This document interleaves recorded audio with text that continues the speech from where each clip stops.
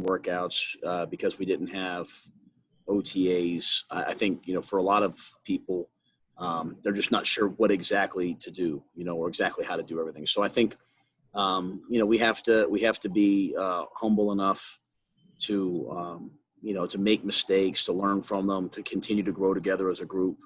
And I think the second part is really just building trust.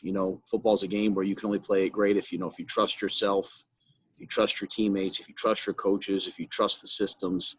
And, that takes time. And so obviously this isn't a small window that we have, but I think the men in the locker room and the coaching staff are up for the challenge. Matt, how did you come to the decision to keep 90 guys around as opposed to going down now? And how did you just get to that process? Well, we had worked hard to get, to pick the 90 guys that we wanted to go to camp with. And those guys have worked really hard this entire offseason, virtually meeting, all the different things that we asked them to do in the offseason. So it just didn't seem, right or prudent for us to just make cuts without ever having, seen some of these guys work. And so, the rules state that we can go down to 80 at any time. I think in a year like this, as many people as possible who know your system, who've been around you, even if they get called up in November, you're going to be, you're going to be happy about it. So we thought we'd start off with 90 and just sort of see how things progress and how things trend. And when the time comes, obviously, whether it's the mandatory date or before then, always have the option, the ability to go to 80. Matt, this is Brett Jensen with WBT. I want to talk about COVID and you personally for a second.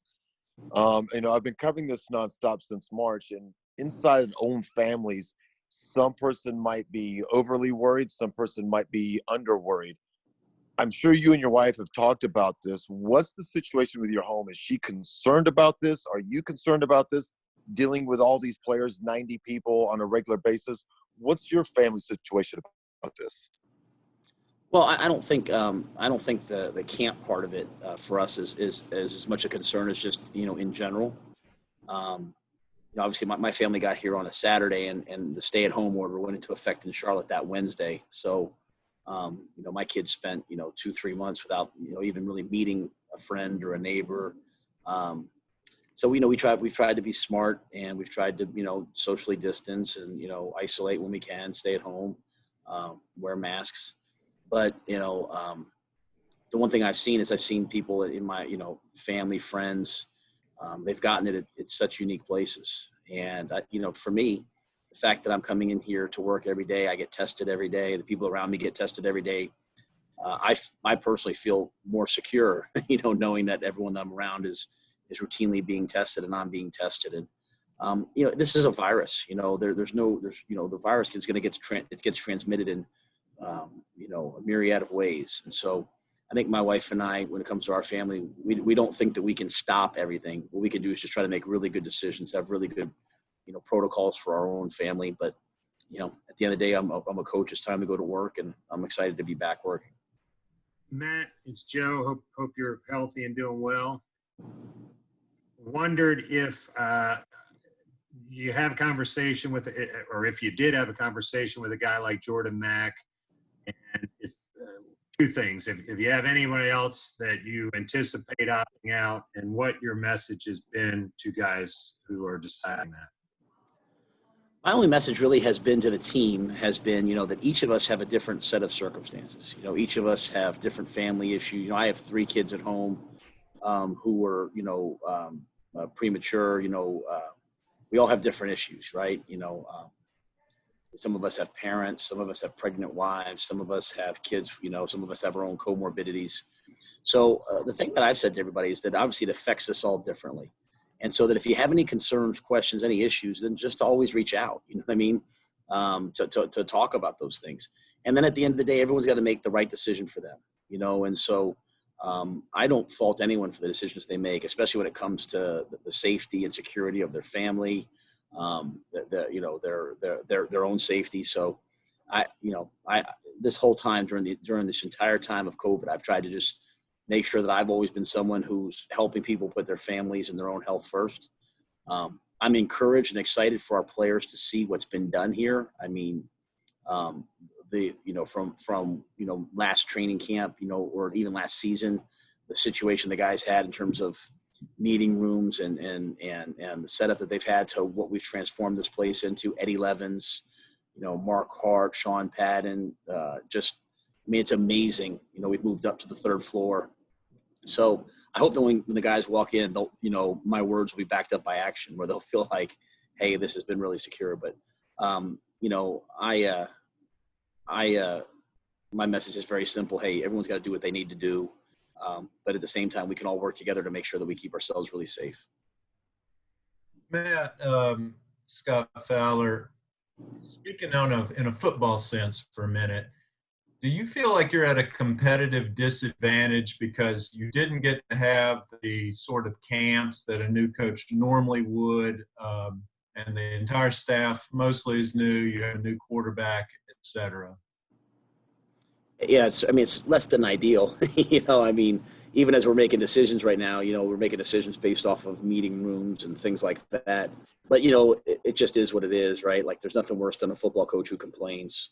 So I just have to do the best I can with it. And we all have to do the best we can with it and take it as a challenge. And, it's like anything else. When you go through something like this, when things go back to the way, they were, or more normal, however things end up, you're that much more grateful for the things that you had. So, I still haven't met all the players yet. Guys are going to be walking in, and I'm going to be introducing them to me, and hey, I'm Matt Rhule, and meeting them through masks and all those different things. But you know what? It's the challenge that's here, and so I'm going to enthusiastically accept it. Going off of Joe's question, I just wanted to clarify if there's anyone else you were anticipating potentially opting out, or if there's other conversations you had. And then after that, just injury-wise, how have guys been coming in, and with Graham Gano, and obviously having to put Michael Pilardi on IR? Yeah, in terms of other players, I think those are family decisions that they're all going to have, with their family. So, I don't know if anyone else will do, will opt out. It's such a deeply personal thing for everybody. In terms of second part of that, I believe, was just in terms of injuries. Yeah, just how the guys who've come in already, how do they look? And I guess putting Pilardi on IR, and maybe specifically how does someone like Graham Gano passing his physical, that sort of thing. Yeah, I think today's the first day that those guys, the quarterback and injury group, can work out, and we're going to walk through here with them in a little bit. But just seeing KK, he looks like he's in fantastic shape. He's 315 pounds. I think he's done a great job of just really, really putting himself in a position to have a special year. Shaq Thompson's back; he's healthy. Graham looks healthy, looks great. I obviously haven't seen him kick, but I know that I know people are really pleased. The medical staff is pleased with how far he's come. Then obviously, Michael Pilardi, just so disappointed for him. Just an amazing team guy, a guy that's overcome so much. And but I believe his best football is still ahead of him. Everything happens for a reason, and I know he'll hopefully come back, stronger and better in the future. Matt, this is Nick from NBC. Hope you're well. Obviously in college you don't have preseason games, and now you won't your first year as a head coach. So how does that affect the evaluation process as you look to cut the roster and see what things look like for your first game? Yeah, I think the hard part is that there's always those guys that when they get into the games, either struggle, to bring what they do in practice to the game, or, some guys are the opposite, right? They just, something special, light, is lit inside them. So you won't really see that till you actually get into the games. So that'll be the challenge to that. As you said, I've been a head coach now for 7 years and haven't had a preseason game in college. So I've had to utilize practice and scrimmages and those things to make evaluations. So, I'm going to rely on our coaching staff. I'm going to rely on our personnel staff, on Marty, on his people. And the thing I've told our guys is, people always say, like, control what you can control. It's kind of like, things people you read all the time, you hear. But this is truly a time for our players, young players, old players.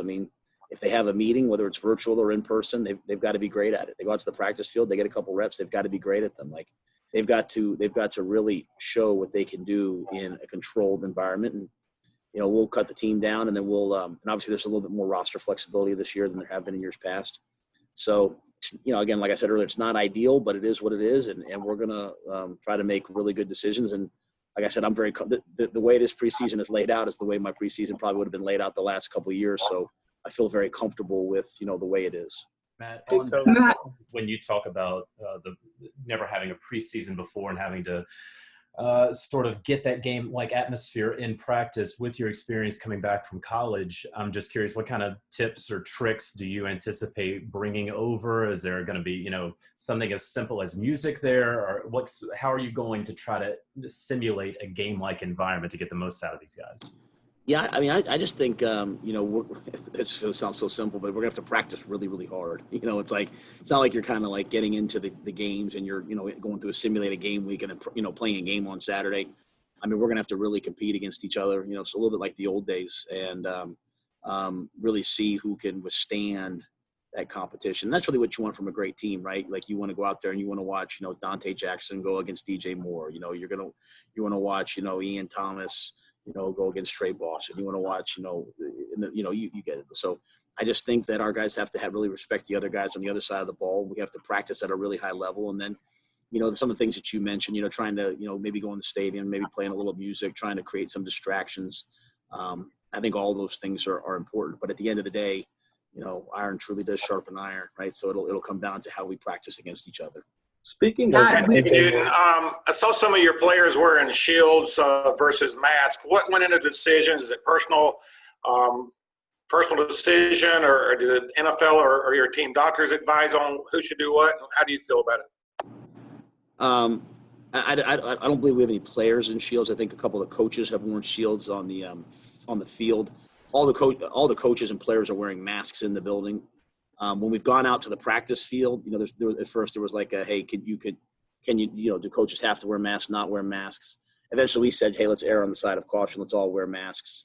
I think, a couple of the coaches are wearing the shields. Just wanting the players to see their face, it gets so intense out there that sometimes, things are said and you want someone to see your face, see that you're smiling, see that you're whatever. So, but I think a lot of us have been experimenting. I've tried a couple different things on the field so far in 2 days, just trying to find that sweet spot of, hey, how can I best communicate, especially when it's 95 degrees and go from there. But all of our players, we gave them masks and wraps and all different things, and they've all been really good about covering so far. And then, it's strongly encouraged that in walkthroughs and weightlifting sessions that the players wear masks and head coverings, but it's not required of them. And again, I look at that like it's just a personal decision for each guy to make. Matt, we've seen this week the Marlins, all of 19 players get COVID. And that's one of the sports without a bubble. Obviously, the NFL would be nearly impossible having a bubble. What have you thought about game planning if one guy gets, sick? And have you thought about how realistically the NFL could go on? And then also, we've seen a lot of guys opting out, to play this season because of COVID-19. Have you had any of those conversations? And are you encouraging players, if they feel uncomfortable, to speak with you about that?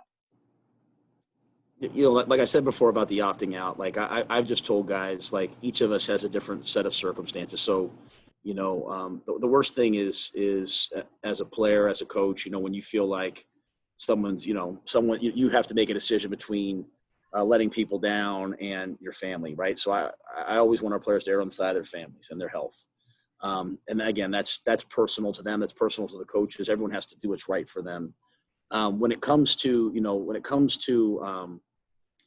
getting into the season, obviously the NFL has given us a little bit greater flexibility for the roster. And I just think it's one of those things where we're trying to, train everyone, truly teach them the system, and then trying to cross-train people, knowing that if someone's sick, if someone's hurt, just like if someone's hurt, but if someone's hurt and now if someone's sick, hey, who else can do that job? Who else can step in? And so because we didn't have a huge off season, this isn't a time to really experiment a ton. It's really more the time to just train guys and hope and trust that our guys are going to do, make the best decisions possible. As I said, this virus, I don't know that you can naturally prevent it from ever striking someone that you love or someone that you work with, but we can make the best decisions possible. And really, two things that we can control are wearing masks and then, what we do on our off time, not being in crowded bars and crowded places and all those things. So if we all as a team, as an organization, can make the best decisions possible, we give ourselves the best chance. And I keep telling all of our young players, all of our rookies and first-year players, the best thing that you can do to help yourself make this team is to be versatile, to be someone who can do a lot of different things and be accountable, be someone that's going to, as best you can, protect yourself and this team from getting sick. Coach, You talked about those first-year players and rookies and being versatile. How important are the guys that maybe are overlooked in other years and practice squad players this season, especially because of guys that could theoretically get sick on a Friday or a Saturday, and you're looking at these the practice squad players or other players that might need to step up in their absence? Well, I'll say this, just philosophically, like when I came to the NFL, made the decision to make the jump, that was one of the areas I thought would be, that's one of the areas I always thought was neglected, by so many people. You see guys that leave one team on the practice squad and they go somewhere else and they're a starter. And so being a college coach and being a coach that coached at Temple and at, Baylor that didn't have, their pick of 5-star recruits, I just always prided ourselves as a staff on being a developmental staff. And I don't know why you can't develop players in the NFL. And so we thought, hey, let's do a great job with our practice squad players, do a great job with our young players and find some diamonds in the rough. So that was always in our mindset.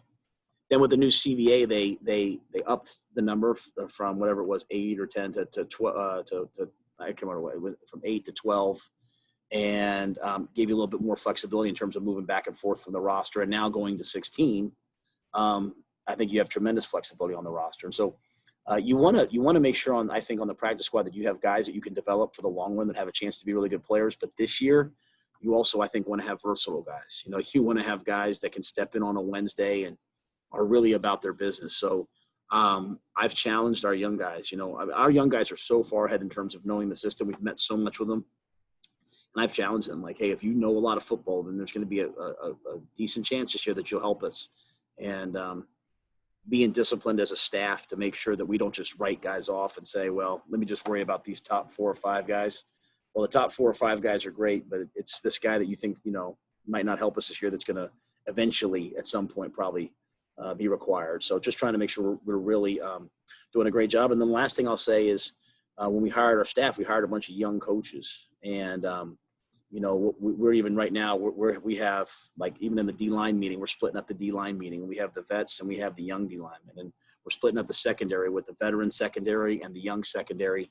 And really because in some ways our younger guys are a little bit further ahead because they've been here for a week. And really for me, trusting my coaches and my young coaches to do a great job of bringing everyone along at their own speed.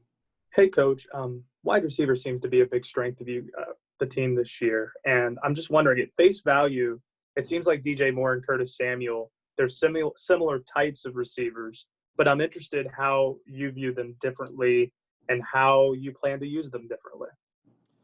Well, I think they're both guys that we haven't had our hands on yet. So we see the potential, we see the things that they can do. Now we've got to fit them into our system. I think one of the reasons why I hired Joe is Joe's somebody as an offensive coordinator that, finds what guys do well and tries to stick them to that, right? He's not just purely a system guy where you have to be able to do everything. I think, the thing that's always intrigued us about Curtis is obviously he has tremendous deep play ability. He gets behind people, hasn't always been connected with, but he has the ability to run by people, but he's also so versatile. We see him as a guy that can be a running back. We see him as a guy that can be a slot. We see him as a guy that can be an outside receiver. So he brings to me, as kind of going back to his days at Ohio State, sort of a sense of versatility that we think can be fun, that we think we can utilize. And, I think DJ's got to take another step this year and go be like that dominant, physical, go-to receiver that, on 3rd and 5 you're going to, in the red zone that you're going to. And, take the matchup of their team's best corner and just dominate it. And so that's the step that he has to take. Curtis, I think we have to do a great job of properly utilizing him, and I know we will. And you add in the guys that we're bringing back and signing, I think we feel good about that group. Hey, Matt. This is Jonathan Alexander with the Charlotte Observer. I hope you're doing well. Hey, Jonathan. Hey, so one question I had, the NFLPA says 70% of its players are at risk of severe symptoms of COVID-19 if they were to catch it, particularly offensive linemen and defensive linemen who have higher BMIs. I'm curious, what are your thoughts on that and whether that's something that has been a concern of yours? Well, I mean, I'm concerned about everyone that I work with and coach. I'm concerned about, I'm concerned about everybody. I'm concerned about the people that are downstairs that made lunch for us. You know what I mean? I'm concerned about everyone, right? And so I think, as I said, I think everybody has to make their own decision in terms of what they want to do. For me, I want to work. This is what I do. I want to come to work and I want to work. But I think what's required of all of us is, as I said, just to make sure we have the absolute best plan and protocols and process in place. And I think the testing so far, from my observations of the testing, I think have been, outstanding. I think that what we're seeing is that the testing works. When someone's test positive, we're able to keep them out of the building. We're able to isolate them. We're able to keep them safe, let them recover. So, everyone has to make their own personal decision, but it's up to us to have really good processes. And as I said, I think the job that's been done here is fascinating, to move the entire football operation from the ground floor really up to the third floor, all the meetings, all the, giving everybody their own personal suite, own personal area. I just think, I don't know how many people were able to do what we were able to do because we have the stadium here, but I think we've given our players and our team the best possible chance to stay as healthy as possible. Matt, you mentioned just rookies and players coming in and starting to get them on the field. I mean, what have you noticed about their retention from the way that you guys did things in that offseason program with them? I've been really pleased with it. As I said, the rookies have been going through about 6.5 or 7 hours of meetings for a week now. So we've really, put a lot on them just to follow up from the offseason. Obviously there's always a step, there where you go from doing it on the board to being on the field and, having your cleats on, in the ground and having the pressure and the speed of it. And that starts to show up. And so my recommendation to the guys is, A, don't be afraid to make mistakes, right? Like, mistakes are good, when they happen now, when you learn from them. And just take a breath and relax. You're all good football players. You're here for a reason. Don't let the anxiety get the best of you. But I'm really pleased. And it's just now it's got to start to transition over to the walkthrough phase, then eventually into the ramp up practice phase, then put the pads on. Hopefully we know our system well enough that it'll just come down to, physicality and effort and all that. Hey, Coach. This is Charles Arbuckle, ADSN. How you doing? Good, man. How are you? Yeah, I'm doing well. Hey, quick question for you. With not having the off season that you wanted to have, the OTAs, but having Teddy, who has worked with Joe Brady, how is that going to help this offense and get those guys rolling, because you have somebody that has at least experience of the offense? Yeah, I mean, Teddy knows it so well. And, he and Joe have just kind of a great relationship, a football relationship as a result of it, where they can talk about like level 3 and level 4 coaching points, because Teddy's been in it, he's worked in it. And the things that Joe's added or changed or brought, from college, Teddy's picked up on so quickly. And if you get to know Teddy, like, his demeanor is so good. I mean, he's all football that they seem like they're off to a great start. And then, and it extends beyond that. We have 3 offensive linemen who played for our offensive line coach, Pat Meyer, and Pat's unique in some of the things that he does. He's one of the, great offensive line coaches. And, he's got Johnny Miller and Russell Okung and Michael Schofield, who've all played for him before, know his techniques and can really help the younger guys. And it's really not as much about them. It's about them then being able to constantly talk to the other guys and explain, hey, this is what we're looking for here. So you hear the term coach on the field, but you truly do have a coach on the field in a couple different areas. And I also mentioned Keith Kirkwood was in New Orleans and has been in this version of the system with Joe. So it's a good setup in terms of those guys having some experience. And then what have you seen from Teddy during the virtual off season and during these first few days of camp that makes you feel like he's that guy that can lead you? He's all football. I mean, he's eaten up with the game. He likes to talk about it. He likes to think about it. He's he's just got a great way about him. But he likes football. Like if we're up to him, like, he'd be here all day and going through it. And I think that's important because, only half a quarterback is the physical stuff. In this league, it's about protecting yourself and knowing the protections and getting in the right plays. And he just strikes me so far as being someone that really is into it. And I'll just say this. I mean, I couldn't be more impressed virtually with Will Greer and PJ Walker. And they've done a great job of really trying to learn in the off season. And I think that that's important. I think we'll have a great quarterback room this camp. A week ago, Coach, we were introduced in that stadium to the newest professional football team, if you will, in Charlotte FC. Do you watch soccer at all? Have you been given any Charlotte FC gear? I mean, it's the same colors. Well, they put this thing up behind me, and they moved. I had my flag, my Charlotte FC flag. They wouldn't tell me the name of the team ahead of time, but I love soccer. I'm a Juventus fan, and my son. So I mean, I love the World Cup. I love soccer. So I'm excited for Charlotte FC. I like what they did with the. I like the badge. I like the colors. I liked everything that they did. So I'm excited to become a fan. Coach, it's been a different offseason for specialists this year, and obviously you guys put Pilardi on the injured reserve. What was it about Joseph Charlton that stuck out to you guys that you wanted to bring him in, especially as camp rolled around? Joseph was someone that Marty, I think, identified way back, maybe when he went to the school call. He's got a big leg. Elite hang time. Just has the leg to do it, and so. We felt like let's get him in here and check him out and see what he can do. And, so far just, meeting him and watching him a little bit. Obviously we haven't been out there yet, kind of getting after it, but he's got the leg, he's got the ability. So we just have to, provide him the right environment where he can, get confident in the system. And obviously he won't have a chance to do it in a preseason game, but put him under some pressure and see what he can do. But, he's kicked in the SEC. He's kicked at a high level, punted at a high level. So we're confident that, he has all the tools to do this. Coach, not to deviate too much away from the football at hand, but you mentioned being a Juve fan. Were you a fan before or after Cristiano Ronaldo signed there?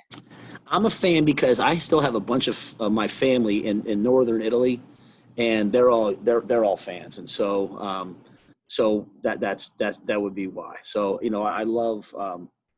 I love my purest form of soccer that I love the World Cup, and I've always been a Team USA fan, but obviously then I've been also a Team Italy fan as well. So, and then my son and I have watched. There's some great.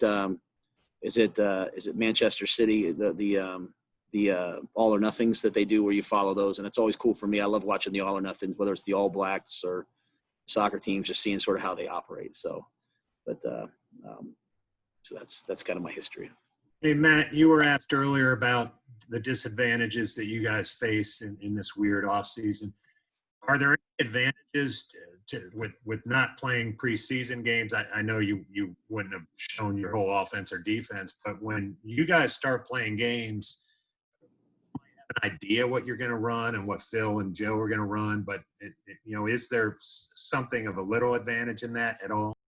Yeah, I think, people, as you said, people won't have a real feel for, yet exactly who we are and exactly how we're utilizing different people. So I think that is obviously something that could in some way help us. I think people, as you said, I think people have a pretty good feel for who Phil is and who Joe is and kind of the way that we'll do things, but we won't have to show our hand as we go. So that'll obviously be something that we'll try to take advantage of, at least early in the season. Coach, I was wondering for you kind of what it's been like actually getting to be back in the building and just how things are like there since we can't be there and how this past week or so has been. I've been ecstatic since being back in the building, and certainly getting out on the field the other day has been so exciting, just for all of us. We've watched these, and for the players, they've worked so hard, and to see them, get out in the field and get a chance to do what they got to do. And, I know you guys have been in the building. We knocked out some walls and expanded the locker room, into some of those other rooms, and took the old defensive line meeting room, and it's now like a manual therapy room, and took the old press room, media room where you guys worked and turned it into a recovery room so we could socially distance when we're doing things for our legs, and took some of the other meeting rooms and turned them into locker rooms, and took the team meeting room and turned it into a taping room. So we've just tried to spread out our facility. Built 2 outdoor weight rooms so that we can comply with the 15 guys in the weight room at a time and still stay on schedule. Redlined this entire area, so it's only tier 1 and tier 2 people, and then moved all the meetings, all the coaches. I'm not on the second floor anymore. I'm up on a 3rd floor suite. Every player has a suite up here, so we can do virtual meetings with everyone in house. So guys can be in front of a computer, but we can all be together. eating in some of those, like instead of in that little meal room downstairs, some of the big club lounges up here. We've taken the, I tell our guys all the time, 8 is the new 6. Like they say 6 feet, we're trying to do everything at 8 feet as best we can. And I hope that when our players show up, they'll see, that in a hard situation, we've done our best to try to make this a brand new place and a brand new space for them. Coach, have those contract tracers that you have on your Josh, we're going to take a couple more questions. We'll take Josh, and then we'll take one more question, then we'll wrap it up. Go ahead, Josh. Oh, well, then I'll make mine a two-parter since I got teed up. Have those contact tracers, I think I saw one on your wrist, have those helped? Have they gone off yet? What have those been as part of the COVID regulations? And also, do you think that this truncated offseason, not being able to get on the field as much, will hurt the chances of guys like UDFAs and some of the guys that might have had more of a chance to impress in preseason without that extra opportunity on the field? So to the contact tracers, the way it works is when you get within 6 feet of somebody, it just starts to light up red, just kind of, and I think the number is like, it's 10 minutes within 6 feet, sort of what's required to build up enough viral load in your system to actually come down with something. So, we're not saying, you're not saying that you can't be next to somebody, and this is just medically, but just that you don't want to be next to someone for 10 minutes, right? So what's nice about it is that they can then run reports, and A, if someone's sick, see who was around them for that amount of time. And then B, we can also see other areas in which we are all next to each other for 10 minutes at a time. So it's really can be used twofold by Eddie and his team. They've done a great job. And so that's that. And I think it's just a kind of a constant reminder to all of us, like when it starts going red, like you think you're 6 feet apart and it's red, then you just back up till it stops blinking. And it's like, oh, this is 6 feet now. So I think all those things have been really good. I think obviously it's less than ideal if you're an undrafted free agent, maybe more so at teams that know all their veterans, like at least for us, like we don't know anyone. So it's a blank slate for so many guys. I would think that if you're somewhere where, guys have history with a bunch of players on the team and they have 20 guys that they don't know anything about, they would put them at a disadvantage. But, I also tell our undrafted guys, this is an opportunity for you if you're really smart, if you take great notes, whatever it is, to really show out in this limited ability that you have. And there's also an expanded practice squad. It went from 8 or 10 to 12. Now it's at 16. You have a chance now to be on an NFL roster that maybe you wouldn't have had last year. So I always believe every development has two sides. There's good, there's bad to everything. But I think the biggest thing is that we're going to have to make some quick decisions on a lot of guys. So guys have to take advantage of every opportunity that they get. Yeah, one more question. Matt, what did you like about Stanley Thomas? Who hasn't asked the question? I'm sorry, you go. Have you asked one, Jonathan? I have asked one, so somebody else could go if you need. Anybody else? All right, go ahead, Jonathan. Matt, what did you like about Stanley Thomas Oliver in the pre-draft process, and what have been your impressions since then? Yeah, Evan Cooper was one of the first guys who brought up Stanley to me, and obviously Marty and his team had a workup on him. But he's a former receiver. He's got tremendous length. He can really run, and he's just new to the position. And you get to know him. I think one of the biggest things being around him, he's so coachable. He's so humble about, hey, I want to learn this and do this at a really high level. And as always at corner, when you have great speed, you have great confidence, so he's big and he can run. So he has that confidence, but he's also humble enough to try to learn as much as he can about playing the position at a high level. And so he, to me, is exactly the kind of player that we think we want to build around, a guy that we can develop, and that, he's going to be good now, but he's going to have a chance to be really special as we move forward. And how fast that is up to him. But I've been really impressed with his process, the way that he take notes, and then going out to the walkthrough so far. He's someone that's coachable. That's really half of this thing, is if you'll listen and take instruction, you have a chance to be really good. So I'm excited to see what he can do. All right. Well, thanks a lot, Coach. We really appreciate it.